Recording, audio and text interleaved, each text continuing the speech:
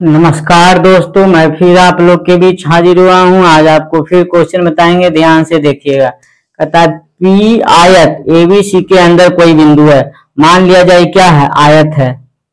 क्या है, आयत है। इसके अंदर कोई क्या है, बिंदु पी है। पी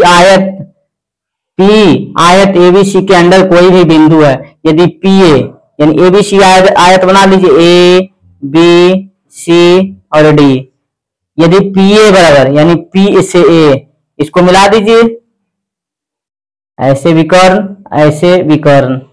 कहता है पी ए बराबर 69 यानी ये दिया हुआ 69, पी बी 27, पी से भी ये दिया हुआ 27, पीसी पीसी 38। तो कहता है पीडी पीसी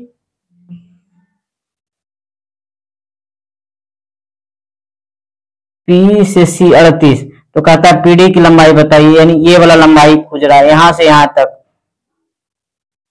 तो अगर कोई आयत के अंदर कोई बिंदु अगर है तो उसका जो प्रॉपर्टी होता है, यानी पीए का स्क्वायर प्लस पीसी का स्क्वायर बराबर पीबी का स्क्वायर प्लस पीडी का स्क्वायर।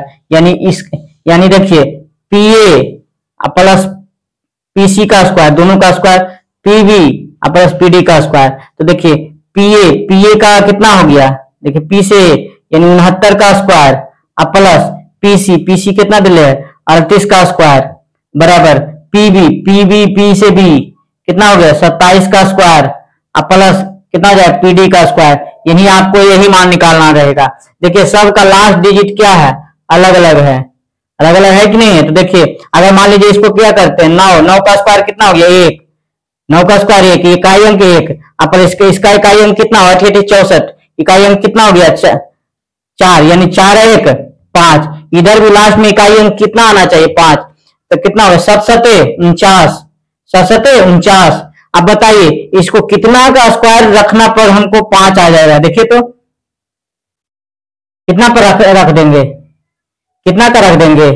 अगर देखिए मान लीजिए 2 का स्क्वायर रखते हैं तो 9 4 13, नहीं 4 का स्क्वायर रखते हैं। देखिए 4 का अगर लास्ट में अगर 4 रखते हैं तो 4 का स्क्वायर कितना हो गया 16, 16 का इकाई अंक कितना हो गया 5। देखिए दोनों बराबर हो गया कि नहीं इकाई अंक, यानी ऑप्शन नंबर क्या हो जाएगा, ए क्या हो जाएगा, सही हो जाएगा। इकाई अंक से आप डिनोट कर सकते हैं। आगे देखिए कहता है यदि 3 सेंटीमीटर त्रिज्या वाले एक अर्धगोले को, मान लिया जाए अर्धगोला है, मान लिया जाए क्या है, ये क्या है अर्धगोला है, जिसकी 3 सेंटीमीटर त्रिज्या, त्रिज्या क्या है 3 सेंटीमीटर। तो बताइए व्यास कितना हो जाएगा, 3 और 3 कितना हो जाएगा 6, यानी यहां से यहां तक व्यास कितना हो जाएगा 6। त्रिज्या अगर है तो व्यास कितना हो जाएगा, बताइए व्यास कितना हो जाएगा 6 हो जाएगा। कहता है एक अर्धगोले को एक घनाभ के अंदर फिट किया गया, एक अर्धगोले को एक घनाभ के अंदर। बताइए मान लिया जाए क्या है, क्या है, एक घनाभ है, ये क्या है घनाभ है। इसके अंदर एक अर्धगोला को फिट किया जाता है। इसके अंदर क्या किया जाता है, एक अर्धगोला को फिट किया जाता है। अगर इसके अंदर अगर अर्धगोला को अगर फिट करिएगा, अर्धगोला को अगर फिट करिएगा तो क्या हो जाएगा, इसकी देखिए लंबाई कितना हो जाएगा 6 हो जाएगा, लंबाई कितना हो जाएगा 6, चौड़ाई भी इसका क्या हो जाएगा 6 हो जाएगा।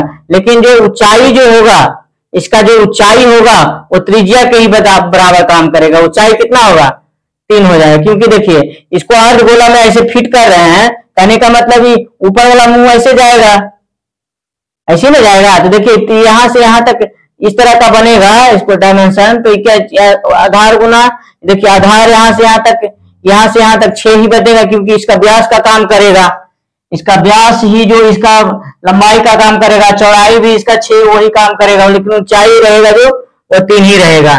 अब क्या था इसके अंदर फिट किया जाता तो घनाभ में उपस्थित पानी की मात्रा बताई। तो घनाभ में उपस्थित पानी की मात्रा क्या होगा, कितना मतलब पानी पर, मान लिया जाए यहाँ क्या है पानी, घनाभ में उपस्थित यहाँ क्या है पानी है।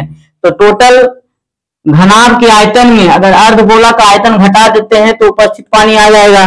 तो टोटल अर्धगोला का आयतन क्या होता है, अर्धगोला का आयतन होता है 2/3 पाई, पाई का मान 2/3 पाई अर्धगोला का आयतन क्या होता है? 2/3 pi R Q, pi R Q. तो क्यू कितना होगा? क्यू कितना हो जाएगा?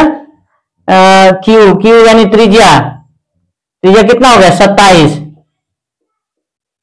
कहता है इसमें भर, तो घनाभ में उपस्थित पानी, तो घनाभ में उपस्थित पानी जो होगा, घनाभ में जो उपस्थित जो पानी होगा, घनाभ का आयतन में इसको घटाना है। तो घनाभ का आयतन कितना हो गया?